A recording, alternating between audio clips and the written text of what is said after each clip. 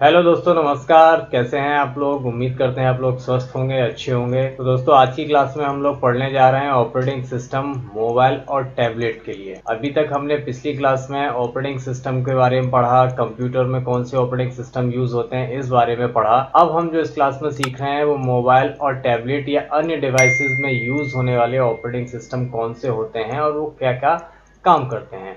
ये सारी चीज़ें समझने के लिए आज की क्लास को आखिरी तक जरूर देखिएगा। और यदि आपको किसी भी विषय या किसी भी टॉपिक पर कोई डाउट हो और आप उसे विशेष पढ़ना चाहते हैं तो उसके लिए हमारे सेंटर की तरफ से आपके लिए एक विशेष ऑनलाइन सेशन चलाया जा रहा है। यदि आप लोग इंटरेस्टेड हैं किसी टॉपिक पर पढ़ने के लिए तो हम आपको ऑनलाइन क्लासेस के माध्यम से उस टॉपिक के बारे में डिटेल से समझा सकते हैं।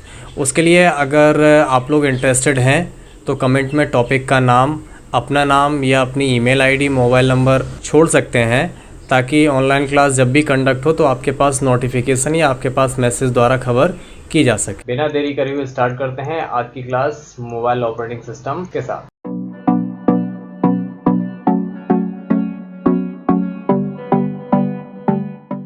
हमने आपको जब ऑपरेटिंग सिस्टम कंप्यूटर के बारे में बताया था तो वहाँ पे एक लाइन थी कि यदि हमारे कंप्यूटर में ऑपरेटिंग सिस्टम नहीं होगा तो हमारा कंप्यूटर एक डिब्बे के समान होता है।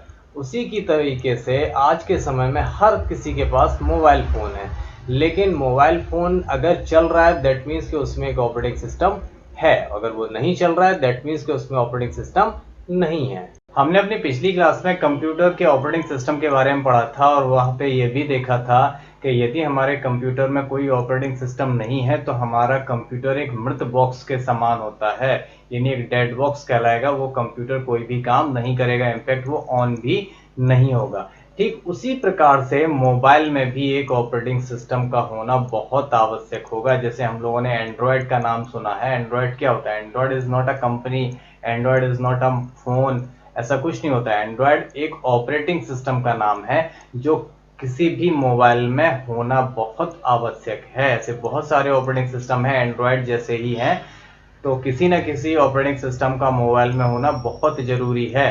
यदि आपके मोबाइल में ऑपरेटिंग सिस्टम नहीं है तो आपका मोबाइल भी एक डिब्बा हो जाएगा, यानी आप उस पर कोई भी काम नहीं कर पाएंगे। यदि आपके कंप्यूटर में ऑपरेटिंग सिस्टम है तो बिना ऑपरेटिंग सिस्टम की मदद से आप कुछ नहीं कर पाएंगे, और अगर ऑपरेटिंग सिस्टम है तो हम उस मोबाइल के साथ सभी काम कर सकते हैं। इनफैक्ट हम अपनी टच स्क्रीन से काम करना, कैमरा खोलना और बहुत सारे एप्लीकेशन का यूज़ करना, इन सारे कामों को करने के लिए हम भी एक ऑपरेटिंग सिस्टम यूज़ करते हैं। आजकल बाजार में हमने देखा हुआ है ये 2-3 प्रकार के ऑपरेटिंग सिस्टम बहुत ज़्यादा प्रचलित में हैं। जैसे ये एंड्रॉयड है, ये एंड्रॉयड का लोगो है। एंड्रॉयड इस तरीके का लोगो बना के भेजता है। ये ऑपरेटिंग सिस्टम ज़्यादा से ज़्यादा मोबाइल में यूज़ होता है। iOS एप्पल के मोबाइल में ऑपरेटिंग सिस्टम यूज़ होता है और ब्लैकबेरी के फ़ोन में ब्लैकबेरी OS यूज़ होता है। OS का मतलब ने बताया था ऑपरेटिंग सिस्टम। तो ये मेन ऑपरेटिंग सिस्टम ऐसे हैं जो ज्यादातर मोबाइल्स में यूज होते हैं आज के समय में। अब हम देख लेते हैं कि कोई भी इलेक्ट्रॉनिक डिवाइस जिसे हम खुद से कंट्रोल या ऑपरेट करते हैं, उसे चलने के लिए उसमें सॉफ्टवेयर डालते हैं जिसे हम ऑपरेटिंग सिस्टम कहते हैं। ऑपरेटिंग सिस्टम का मतलब क्या हुआ कि अभी क्या लिखा है कि हम उसे चलाने के लिए एक सॉफ्टवेयर डालते हैं जिसे हम ऑपरेटिंग सिस्टम कहते हैं। यानी आपकी डिवाइस को पावर ऑन होने से लेके और उसे पावर ऑफ होने तक, यानी उस डिवाइस को खोलने से लेके बंद करने के बीच में जो सॉफ्टवेयर काम करता है वो सारा काम ऑपरेटिंग सिस्टम का होता है। जैसे एप्पल मोबाइल में हम iOS ऑपरेटिंग सिस्टम होता है, विंडोज के मोबाइल में माइक्रोसॉफ्ट का विंडोज ऑपरेटिंग सिस्टम होता है, ऐसे ही एंड्रॉयड आधारित मोबाइल फोन में एंड्रॉयड ऑपरेटिंग सिस्टम होता है। यानी अगर हमारे फोन में ऑपरेटिंग सिस्टम न डाला जाए तो हम उसका इस्तेमाल नहीं कर पाएंगे, क्योंकि उस मोबाइल को अच्छी तरीके से चलने के लिए कोई ना कोई एक ऑपरेटिंग सिस्टम होना बहुत आवश्यक है। आप अपने मोबाइल में बहुत सारे एप्लीकेशन चलाते हैं, फेसबुक, व्हाट्सएप, इंस्टाग्राम, यूट्यूब वगैरह ये सारी चीजें चलाते हैं, तो इन सारे सॉफ्टवेयर को चलाने के लिए भी आपके पास एक ऑपरेटिंग सिस्टम होना चाहिए। इनफैक्ट उस मोबाइल को मोबाइल कहलाने के लिए भी एक ऑपरेटिंग सिस्टम होना चाहिए। अच्छा, अब यहाँ पे ध्यान देने वाली बात क्या है कि हम किसी भी मोबाइल के अंदर इंस्टॉल्ड ऑपरेटिंग सिस्टम अगर है तो हम ऊपर से दूसरा ऑपरेटिंग सिस्टम नहीं डाल सकते हैं। यानी ऑपरेटिंग सिस्टम सॉफ्टवेयर एक ही होता है और वो कंपनी जब मैन्युफैक्चर करती है तभी उसमें डाल दिया जाता है। अब देख लेते हैं मोबाइल ऑपरेटिंग सिस्टम और डेस्कटॉप ऑपरेटिंग सिस्टम में अंतर क्या है। पिछली क्लास में हमने आपको डेस्कटॉप ऑपरेटिंग सिस्टम समझाया था। अभी देख लेते हैं मोबाइल ऑपरेटिंग सिस्टम क्या होता है।